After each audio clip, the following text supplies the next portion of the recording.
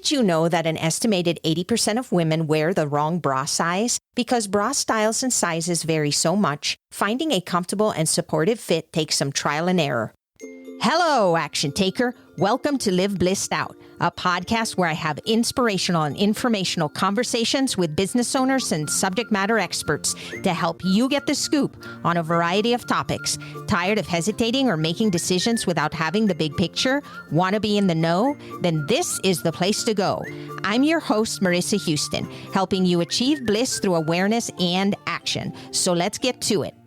In this episode, Michelle Hoglan shares information about the BOOB Report, the most honest, up-to-date resource for women who have been diagnosed with breast cancer. With a diagnosis comes confusion and fear. She strives to provide information, links to resources, and answers to questions to make the journey a little less stressful. When Michelle received a devastating diagnosis of breast cancer, she realized that she could take her knowledge and use that to help other women who have been diagnosed and don't know where to turn. Her goal is to make women feel empowered with knowledge and the courage to get through their journey with as much grace and ease as possible. To learn more, visit theboobreport.com. The information, opinions, and recommendations presented in this podcast are for general information only, and any reliance on the information provided in this podcast is done at your own risk. This podcast should not be considered professional advice.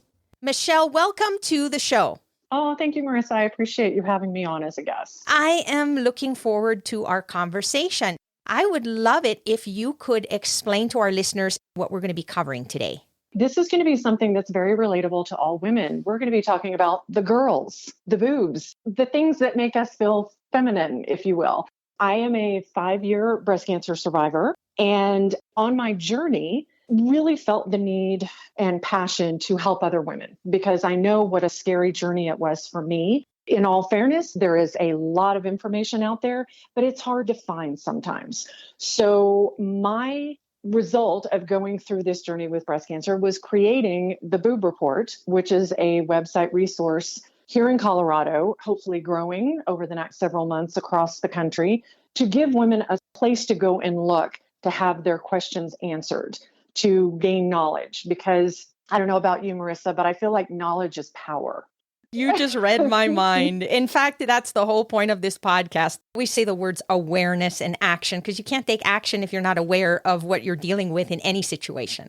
Absolutely. For me, being able to look up something, and I'm not one person that just Googles and goes to one source. I look at least 5 different resources to find the answer that I am looking for. It may not always be the answer I want to hear, but at least I gain that knowledge and I know what I'm dealing with. And I think that really helps women go through their journey with breast cancer with a little more grace and ease, and knowing that there's other women out there that have been through that and can support them on that journey. With the website, I have support groups in the area. I have nonprofits that we work with. I'm building a base of businesses that specifically work with women who are going through this journey with breast cancer. For me, it was very important once you get that call, that's devastating enough. But being able to find out that there's a resource that you can immediately turn to that's a little easier to navigate, and that you can join a group. We have a private Facebook group where you can air your concerns, your worries, your questions, and there's other women there to love and support you and help you get through this journey. From what I'm hearing from you, Michelle, it sounds to me like it's a place to go to get information, but then it's also a community, a support system for women that are going through this challenge in their life. Absolutely, because you don't know what you don't know. For me, I found my surgeon, when I initially had my bilateral mastectomy, she set me up with a physical therapist before I went in for the surgery. And they took measurements. They saw what my arm strength was, what my lung capacity was, things I would have never thought about because I'm having my breast tissue removed. I didn't sprain my ankle or break my leg. So why do I need to see a physical therapist? But she helped me break through that scar tissue and really get through the process of getting my body ready for the implants that were put in place 90 days after my initial surgery. I am shocked at how many women are not given that option. And in no way, shape, or form am I blaming the doctor. They may not realize that that is an option. They may not understand that, this is something that's very important. So I want that information available to women so that they know to ask that question. Why shouldn't I go through physical therapy after this? And the doctor would probably be like, absolutely, let's do that. Whatever can help you get through this process without so much pain is one of the first steps we need to take. And the other thing that I got from speaking with you earlier was that every situation is different. And I think what happens is that we're really good at talking about breast cancer generally, but every journey that a woman goes through is different. And every situation is different because the illness hits people in different ways. And so having that understanding based on your particular situation helps a lot, doesn't it? Oh, absolutely. I mean, I've had women reach out in the group and they're like, my doctor told me that I might feel this way, but I didn't feel that way at all. Is that wrong? And we're like, no. The thing that's so beautiful about the human race is every single one of us is different. Every single person is a snowflake. No two are alike, except for maybe identical twins, but that's a whole nother show. And we experience things differently. Some of the medication they had me on, I had completely opposite side effects as to what the doctor told me I was going to have. And that's where we like to come in and stress the importance of communication, having an advocate there for you when you're going through the doctor's appointments. Just someone who can take some notes and be there and remind you, we need to ask this question. We need to find out why it's affecting you this way. And I think that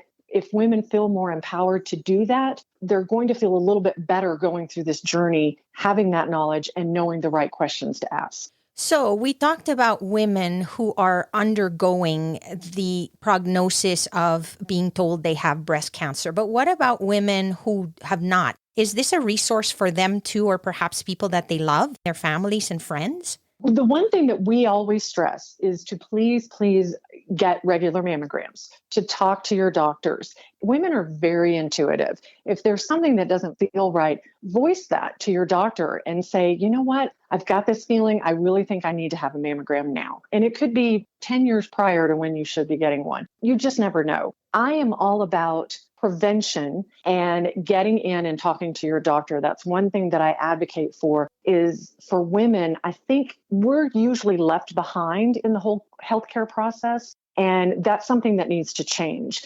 Instead of telling women you need to wait until you're 40 to get mammograms, why can't they start in our 20s? Why can't we get those? Because prevention is key. Most cancers are survivable if you catch them in the early stages. Why do you think women hesitate sometimes to get checked up? I mean, are there different procedures? Are the procedures invasive to a degree where women are fearful of it? What is the reason behind that? Oh, I absolutely believe that. I'll be the first person to tell you I hated going and getting mammograms. I mean, I was not blessed in the breast area. You know, my boobs were relatively normal, smaller size, more athletic build. And it was not fun to go get squeezed in that mammogram machine at all. But there's different techniques now. They have radial imaging. They have different ways that they can do that. But I think, Marissa, it's an excellent question. Women always put everyone else first. They always feel like, I'll get to that. I'll take care of my health at this point. They've sort of put themselves on the back burner. And an interesting statistic that I learned through one of the nurse navigators is a lot of times that depends on race as well. Hispanic women, if they get a diagnosis of breast cancer, they will literally put off treatment because they have to be home taking care of the family. In that culture, they are the foundation. So them being sick and needing treatment and not being able to be there to run that household just goes against everything that they've come up with their culture. It's heartbreaking, but it's also fascinating to me. Another one of the things that I want to get out with the BOOB Report is to be able to reach women of all cultures, race, let them know you are important. You need to take care of yourself so that you can take care of the other people that you love in your life. Are you searching for a trusted merchant service provider for your business? SG Associates LLC is your partner for quality payment and merchant service solutions. With over 15 years of experience in credit card processing, SG Associates offers merchants the best pricing, products, and customer service available from a payment and solutions service provider. Their number one goal is to save their merchants as much as possible on their credit card processing fees. To learn how they can help you, call 1-800-455-5211 or visit sg-associatesllc.com. That is quite interesting. I didn't know that culture played a role in how people react to either getting diagnosed or even keeping themselves as healthy as possible so that they can be there for their families. You're saying then that there are other options. A lot of times doctors don't present that. So the BOOB report, I assume, would be a great resource to know what questions to ask, or maybe let the doctor know, listen, I don't like the traditional way that it's done. What are the other alternatives that might encourage me to actually get tested so that I don't avoid it and run away from it? Right. Well, we are actually adding that onto the website. Initially, we were pretty much focused on women when they had been diagnosed. So there is information that's slowly coming to us that we will be adding to the website in regards to prevention. I am very lucky in the fact that I have partnered with the state of Colorado, and they have been sending me a ton of resources that are available to women who either do not have insurance, minority women, or women who have lost their jobs or have a very low income and can't afford some of the preventative measures. There are resources out there. So we will be adding that to the website very soon, because I think that's very important that we're able to reach out to all women, no matter job status, insurance status, what have you. Every woman has the right to be able to take care of herself and make sure that she's healthy. We obviously want prevention before having to deal with it to begin with. But once you are dealing with it, then it's a whole other way of tackling the situation. And so you're dealing with a different experience. The groups that you are starting, so for example, you talked about the Facebook group, is that particularly dedicated to women who are experiencing or have undergone a diagnosis? Yes. It used to be the breast cancer arena, but they're trying to be more positive now. The pink world.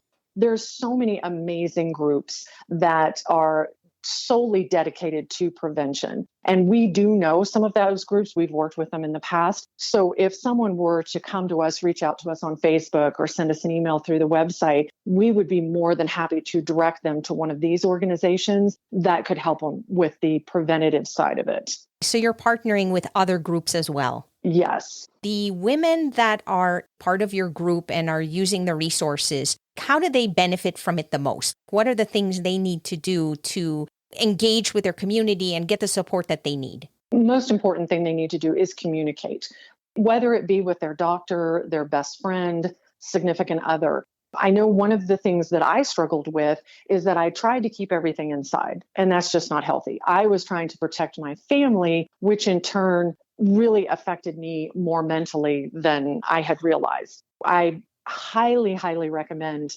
talking to a support group if you're comfortable being in a group. If not, talk to your doctor about possibly getting some mental health. I see a counselor. I have a therapist that I see twice a month, and it has done wonders for me, because getting a diagnosis like breast cancer is not only devastating, but it can cause such anxiety and stress, which is not good physically for your body. So just being able to reach out and ask for help, another thing that women struggle with a little bit, is such an amazing gift that you can give to yourself, to just say, I need help. When we think of breast cancer diagnosis, we think of the physical aspects of it. But there's so much emotional stuff that happens, because you can only imagine what that means. Women are scared. They know that it's a new normal for them, that they have to fight a battle. They have to deal with so many things that go through their heads. So it's just as much of an impact on them mentally as it is physically. Absolutely. And there have been more and more groups that are coming out that are focusing on the actual study of the mental side effects of going through a devastating diagnosis. I mean, not only breast cancer, but any type of cancer, heart disease, anything like that, even losing a loved one. The stress that it takes mentally on people is something that I'm a big advocate for, that we really need to study that more and have more resources available for people so that they have someone that they can talk to.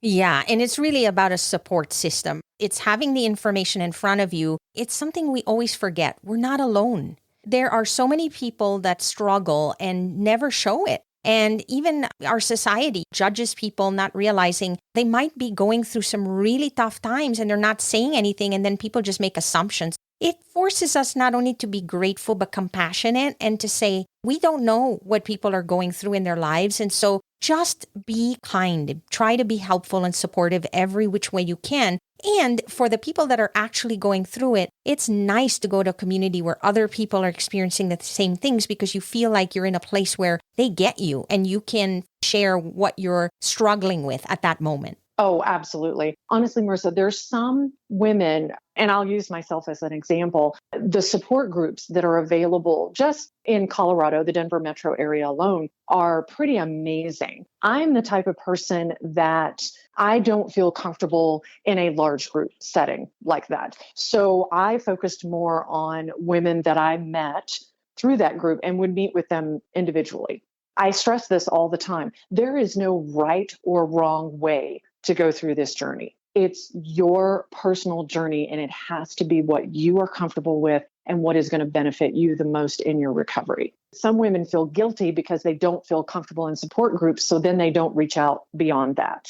I'm so glad you mentioned that. You're right. I mean, a support group, you could be a part of it and not participate, but know that there are women in there that, hey, if you're seeing some of the comments they're making and they sound like they resonate with you, you can certainly reach out to them, right? And say, hey, do you want to talk? I need somebody to talk to, and I like what you're saying. Maybe we can connect. You can take it to another level. It doesn't have to be broadcast to the world if you don't feel comfortable with that. Absolutely. And we have women who are part of the private Facebook group that never really comment. They never really engage, but they have reached out to me individually, a private message or something saying, thank you so much.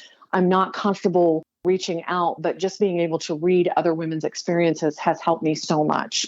If I can help one woman get through her journey, it's such a gift. If I can help more than that, it's a dream come true. Absolutely. And the thing that you're doing here, Michelle, is you're giving them a place to go online to get information where they don't have to search through thousands of articles. When you go online, there's all kinds of information that could scare you or give you wrong analogy of what you should be doing. Knowing that there's just a place you can go for both information, but also as a resource to reach out to others if that is something that you choose to do. That's just a wonderful thing because it saves you from all of that anxiety, but it also kind of reminds you that there are others there that care, that have been through it, and that can understand where you're coming from.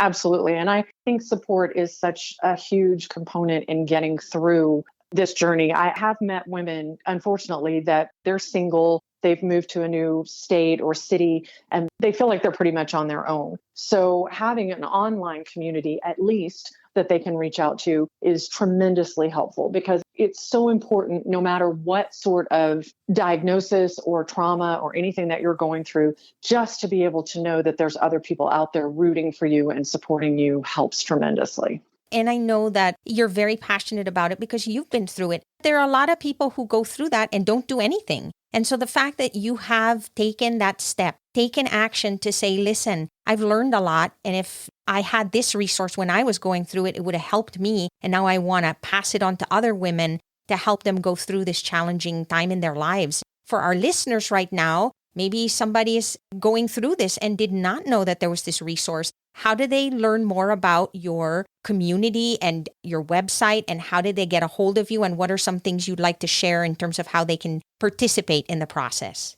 Well, thank you, of course. I appreciate that. It's theboobreport.com. That's our website resource. The link to our podcast, which we are growing, is through the website as well. You'll find the tab on there. We also have launched a YouTube channel so people can watch that as well. We are growing and we're always looking for women to send us suggestions or ideas of more information that we could have. So through the website, they can email me or they can email me directly, Michelle, 2 L's and an E, at theboobreport.com. And no suggestion is tossed aside. We look at everything. We research all of these resources that are available. And if we feel that it is very helpful for women, we will definitely add it to the website. It's a place for them too to give feedback and communicate, even if they're not comfortable sharing their particular journey.